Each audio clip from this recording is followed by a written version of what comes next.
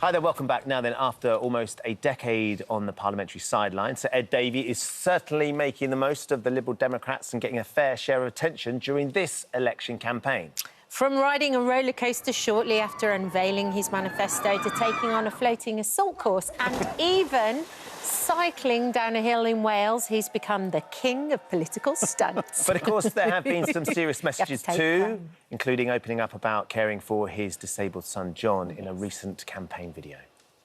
It's a tough job caring, but family carers who do the vast bulk of caring. Governments have just ignored them, just not listened to them. The one thing I think one's got to get over about care and being a carer is you develop amazing relationships. I had an amazing relationship with my mum, my gran, my son. Really special. As I've got older and had all these caring responsibilities, seen life through the eyes of my son, could not be more passionate and determined to sort out caring in this country. And after putting health and social care at the centre of his manifesto, we're really thrilled that Sir Ed Davey joins us now this morning. Good morning. Thanks, Ben. Good morning. Thank you for coming in. You've been in politics for a very, very long time. I think it's only recently that you've really opened up about your life and your home life and caring and what you do as a father and a husband and also as a son as well, because you had to do a lot of work then. Why have you suddenly decided to do that now, Ed?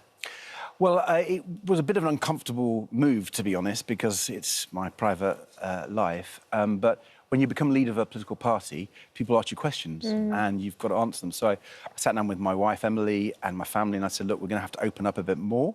And to be honest, when we started doing that, the response we had from people, from constituents, from people who'd heard what we were saying, was such that I felt almost a moral obligation to talk more about it. Because people said, look, we need people to talk about what it's like to be a carer. Yeah. And it hadn't really been talked much about. So it's really, we're doing it because people said, please do more of that. Yeah, well, we always have a massive response on this show. We had Deirdre on a few days ago, and we were talking about carers, and we were talking about carers can be all different ages, from 16, kind of how you looked after your mum, to much older. Yeah. And they just don't feel supported at the moment. So I think you coming out and talking openly about it and the struggles that people face, I think they feel like this is a breath of fresh air.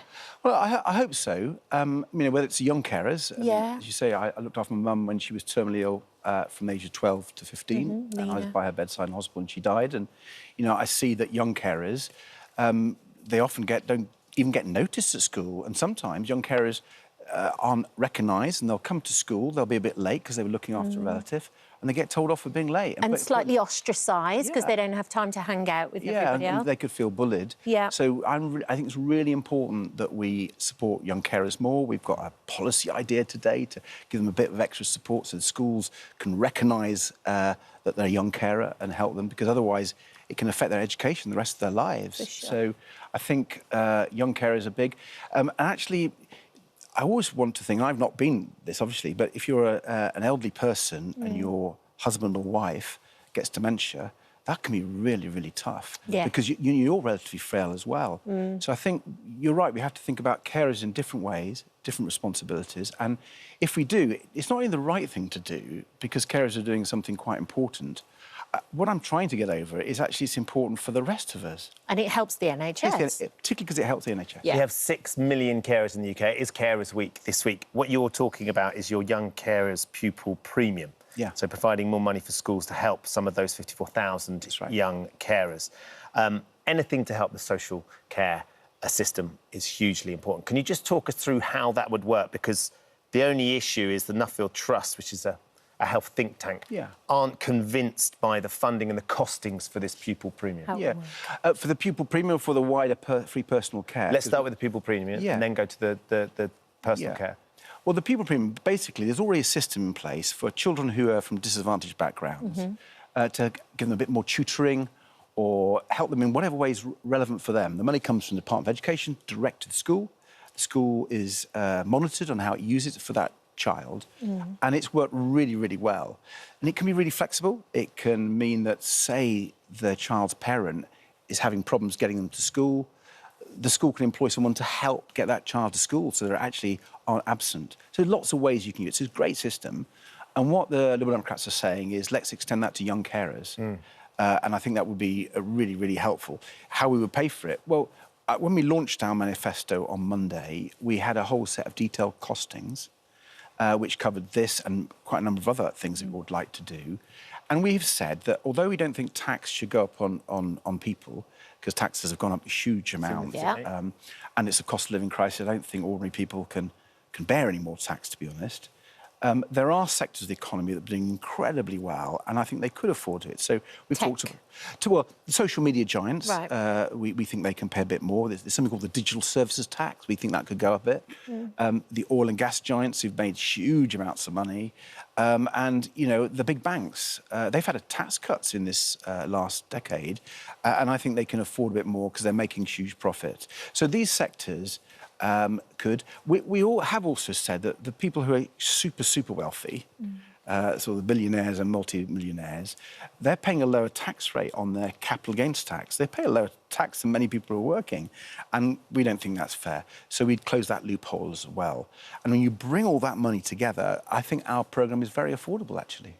I think one of the... So firstly, the Liberal Democrats, if they were to come into power, they wouldn't raise personal tax. No. That's not going up at all. So the taxes will be put on. Because what the government at the moment will say is they've done windfall taxes on the energy companies. The energy companies are basically, what they say is they are reinvesting all their profits into green energy to try and make the energy system more independent. And they are being taxed significantly enough as it is. Some of those big tech giants are saying we are employing all these people, we are finding ways of reinvesting the profits that we are making. So there is the argument is always that you can say, yes, we're going to get these people, we're going to pin them down, make them pay more tax, but it's not like the government isn't trying to get that from them in the first place. I just don't think the government's doing a very good job, to be honest, and it listens to these vested interests and it just keels over. When we've got the health service in the mess it is, when people need the care, when people need more investment in our schools, I think we have to question those arguments. So let me give you an example. You mentioned the windfall tax. Yeah. The way that Rishi Sunak did that, I'm afraid, was full of holes and allowed some of these big oil and gas companies who are making billions because Putin has invaded Ukraine, they let them get away with it. And you mentioned about green investment, renewables. I'm really keen on renewables. We've got a strong track record on renewables in the Lib Dems. But these companies, I'm afraid, are not investing in renewables in anything like the way they should. So BP has actually bought back its own shares to inflate its share price for its shareholders. And it's done much more in that than investing in renewables. So I'm afraid I think we need to be a bit tougher on some of these companies. They are doing pretty well. And sometimes it's not because they've done anything. I mean, the oil and gas giants have made a lot of money because of the awful, illegal war in Ukraine. And I just think it's the right thing to do for government to step in and say, look, you've done incredibly well. I think there are parts of our society, people who need a bit of help at this time. The government have been in power for 14 years. For the first 5 years, of course, your party was fundamental to that. There was a coalition that you were involved with. You were business minister for 2 of those years. One of your remits, of course, was the post office during that time. Yeah. The post office scandal and the Horizon scandal was something that you had experience of from 2012 to 2014? 2010 to 2012. 2010 to 2012, excuse me. I wonder how you look back on that period now, because, of course, it took an ITV drama for this to really thrown in the government's hands and then Rishi Sunak to turn around and say, we have to settle this, we have to look after these people, they have been wronged. I wonder if hindsight is a great thing, but wonder if you have any regrets over that period when you had that remit to look after the post office. Well, I think if anyone saw the ITV programme, Mr. Bates, and I watched all the 4 episodes, your heart went out to those postmasters and their families. They've been through trauma like very few have ever been through, being accused of wrongdoing, some going to prison. I have a constituent who went to prison. And Mr. Bates came to you at the time, Alan Bates came to you and said to you when you were business minister, this Horizon software is causing the problems. Yeah, what happened was he wrote to me when I first took over, and I followed the advice and I sent it back and said, look, this is for the post office, we don't get involved in this. And he got quite angry and he wrote back to me. And when I saw his second letter, I said, I've got to meet this person. I mean, I want to hear his arguments. And I was the first minister to meet him. And I was really impressed by him and quite worried by what he was saying. So how has it taken 12 years then, Ed? That was 12 years ago. Yeah, but I put those arguments to the post office and to my officials, And they said there was nothing to see here, that there wasn't a problem with the Horizon system. And this is the thing that I take from it. You know, the post office executives lied to the sub-postmasters, they lied to ministers, they lied to the courts and to judges. And it was only when there was a whistleblower a few years later, after I left office, I think it was 2015, we first heard about the whistleblower from Fujitsu, who was saying that they're all telling lies, that actually there is a problem with the Horizon system. And, you know, I deeply regret that I didn't see through the lies.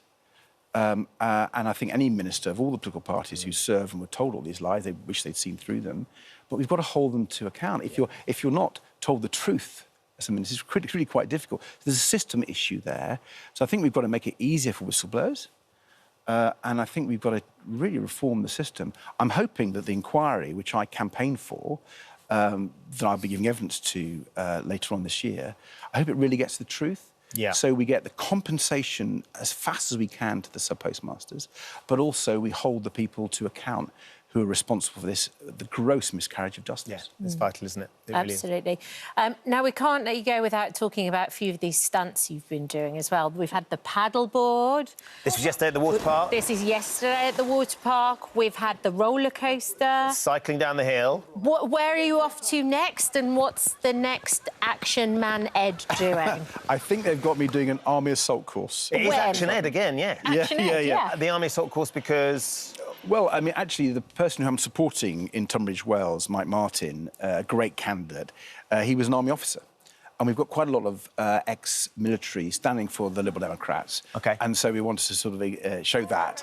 But there is actually always a bit of a serious story behind some of these things. I mean, what we wanted to do was engage people with a little bit of humour, not take myself too seriously, but make some serious points. Yes. And the water things, before falling in the water, that's all about the sewage issue. Of course. Of course. Which is just a national scandal, actually. Yes. So we've been talking about sewage on those days when I had a chef's hat on with some children baking some beautiful biscuits. It was about free school meals. The slide that I came down during half term with lots of kids and families. We were talking about mental health for children and young people. So we tried to get over some serious points. Yes. But in a way that hopefully engages people. What have you said no to? I was just... Is there a list anything of you've said things no where to you're like, yet? no, Well, I'm not doing that? Ladbrokes apparently have got some running a book. book out there about things that I might do. Right. And I don't want to get insider information, but they've got 12-1 that I'll be fighting Anthony Joshua. Wow. Wow. We'll all have a flutter on that, Ed. Tell me, is there a This Morning makeover on the list? Yes, did Ladbrokes put that down? Did they put that down? I don't know, but apparently I want one. Yes, you do. You do desperately. Your team, it's your team that are here, that are over there, that have said to us, now, the campaign is long, hard and arduous, and we sometimes feel like we need to update Ed's image to keep him perking ready I've to been go. having wetsuits all the time. Wetsuits, yes. That's like Spanx. Yeah, it's your shapewear that you've been wearing. So what we're going to do is we're going to get Laura, who's in today, one of our makeover superstars, to try and come up with something. So what is it you feel like you might be looking for, Ed? Well, I'm hoping the weather's going to get better through the campaign, a little bit warmer, so probably a dark navy suit needs to be a bit toned down a bit. So something a bit more summery? More summery, yeah. Something a bit more out there. Right, Laura, something a bit more summery, something a bit more out there. Still got to be practical, though, because you never know what he might be throwing himself off next. Yeah, he's shimmied his shoulders. Well, this is the thing. I mean, we've got some fabulous looks backstage, so we're going to do a little quick change. And we've got some fabulous accessories just to sort of change up the look a little bit. So you're going to have to wait and see. We're going to reveal all very soon. And excellent. I might let myself in. Exactly. Of all the things, does your wife know that we're doing this? No, she doesn't. This is going to be even exciting for Mrs. Davey when you come home tonight with a brand new wardrobe. This is amazing. Thank you, Ed, for joining us this morning. And continued good luck sort of with the campaign. Obviously, those polls are going to be hugely important when it comes to it in July. I think we're actually going to send you off. So you've got a bit more time. We're going to give you a bit more time with Laura backstage. You will see us on the catwalk. You've got to practice it. It's over there. They're laughing so much. Over there. Thank you. Head towards Laura, See you. Make sure you don't go anywhere because after the break we'll be revealing the results of Ed's fashion transformation. It's amazing. You Only can't here on miss This Morning. it. Come back. See you in a bit.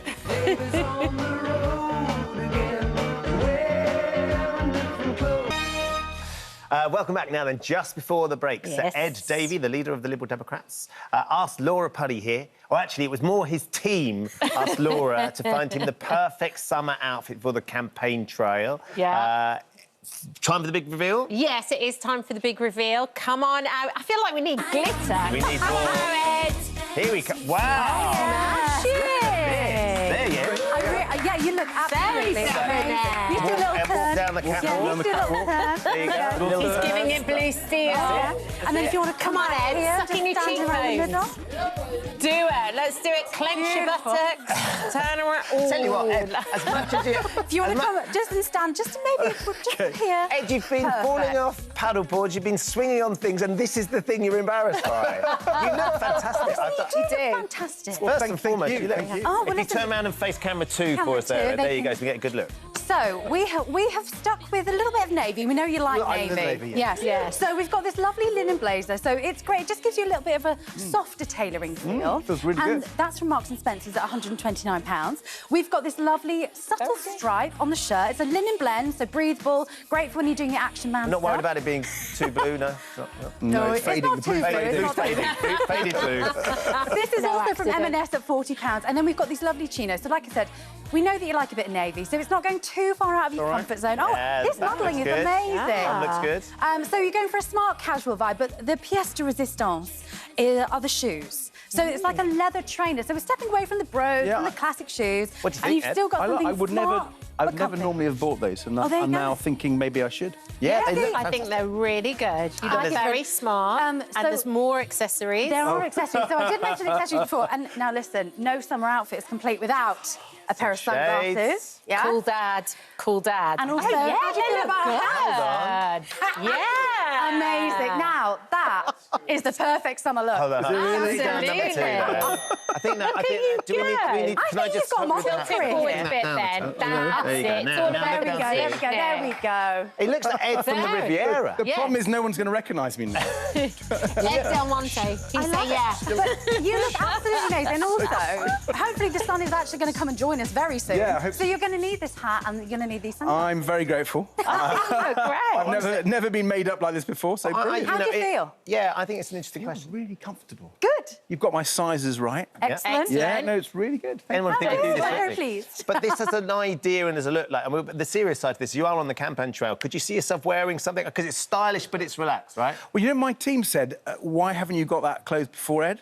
There you go. So that's a big thumbs up from my team. Big thumbs up to you. that's Jason's fab. here standing by. Yeah. They've already had a big love-in because Ed, you were a big fan of David's, Oh, weren't yeah, you? when Yeah. Jason and Kylie were on, I'm afraid that was I'm showing my age, but it Wow. was... How old are you? 58? Yeah. Perfect. I mean, the older man. It's fantastic. What do you think, Jason? I think it's sexy. I think I would have liked a little bit of leather in there. Maybe. He's doing the Rocky Horror a little Show. flair. I like it. Caribbean cigar. Jason, would you wear this? Probably not. No. Probably not. But I'd love to see, you know, day one of the next Parliament, you to walk in. Like this. Like that. Mr. Speaker and take might your seat. not approve. Yeah, take your seat. Order. Why not? But you've got to be wearing those shoes on the campaign trail. I want to see those when you're out On and the about. campaign trail. And what do you think Miss Davey will say?